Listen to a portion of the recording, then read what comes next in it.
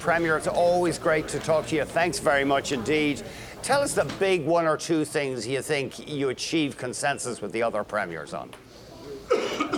Well, we were frankly elated to get consensus on two of our key demands. One is a reform of something called the Fiscal Stabilization Program, to give Alberta a much fairer deal.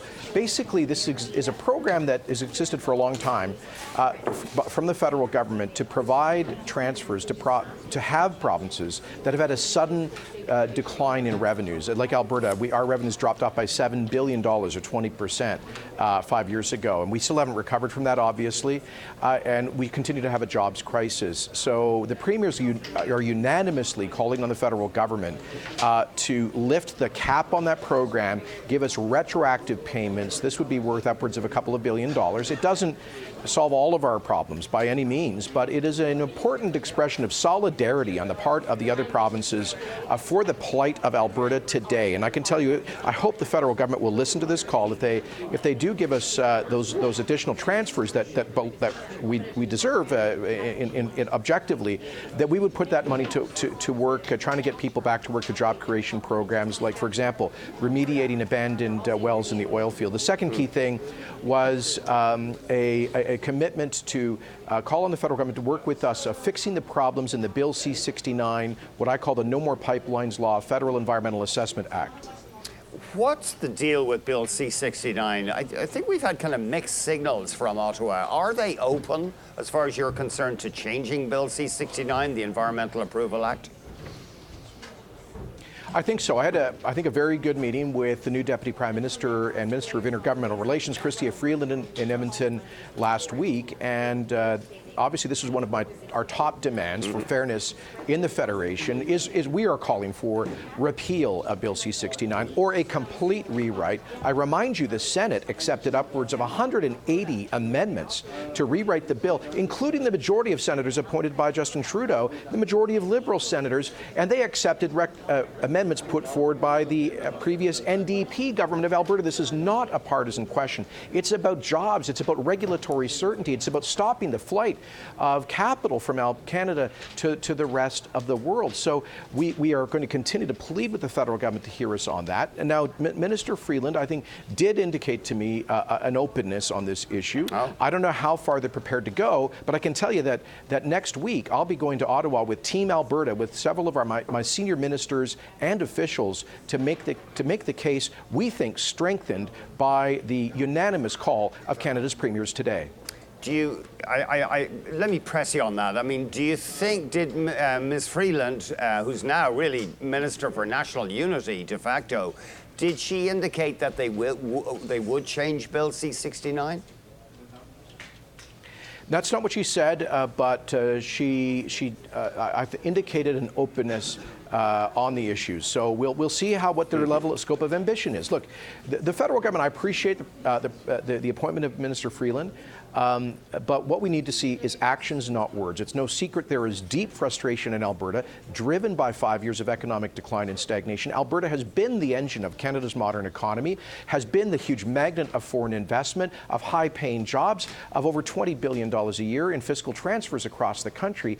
All we ask for is a fair deal, and that's got to start with getting reasonable rules around environmental assessment, so hopefully we can get pipelines proposed and built in the future.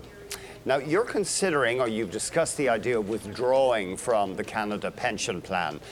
You probably know the Premier of Newfoundland has criticised that idea, and also a powerful voice in Alberta, the Leo DeBaver of AIMCO, the giant investment manager, has been critical of that idea. Would you actually press ahead with that, pulling out of the CPP?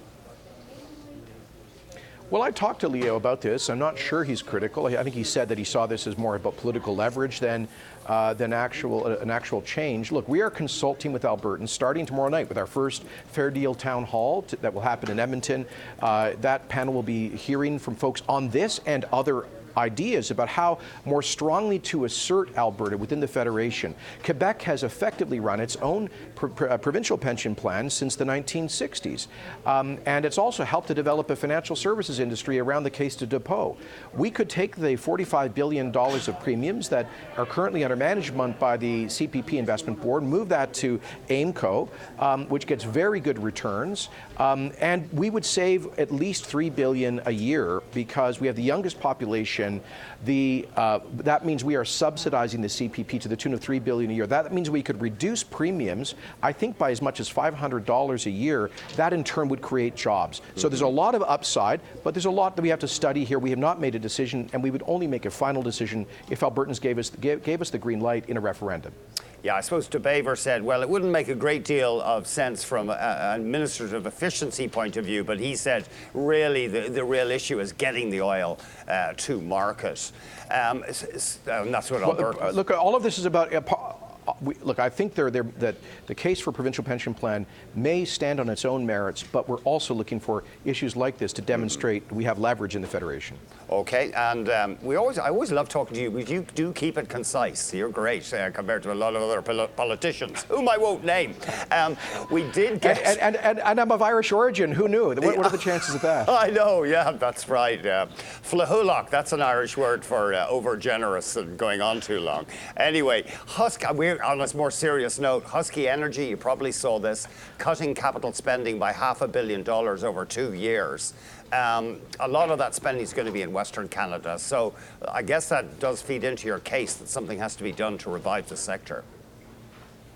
No, absolutely, and we're doing everything we can. And by the way, we do believe there's some good news on the horizon here. Yesterday, Enbridge commissioned the Canadian portion of Line 3. Right. That adds 100,000 barrels a day of egress. We've brought in special production allowances, exempting incremental crude ship by rail. That should increase by about 250,000 the number of barrels taken out by rail, up to a logistical maximum, we think, of 550,000. Pipeline optimization and deblockage should add, through the course of 2020, another 200,000 or perhaps 300,000 barrels of movement, and then early 2021 we hope to see the Line 3 replacement completed down to the U.S. Pad 2 in the Midwest. Altogether, I think in the next 18 months, we're going to be adding upwards of 800,000 barrels of egress from Alberta. That means we'll be getting a fair price with flexibility on shipment, and I'm optimistic about Trans Mountain. We've given an exemption from curtailment on additional barrels produced through new conventional drilling, and that should get the service sector back to work in some respect. We're cutting business taxes by a third, cutting red tape by a third. So I know that we're still facing some headwinds, but we have to be optimistic about the next couple of years. What do you do? Do you sometimes feel, though, that you're just fighting your way into a wind here? Because there's so much divestment going on. We see banks saying, well, we're going to back away from lending to coal and hydrocarbon projects. Meanwhile, you, in some sense, have circled the wagons. I mean, you've got your inquiry into what you say is a foreign campaign against Alberta oil. Is there a way you could reach out? I don't see it. Go ahead, please, Premier.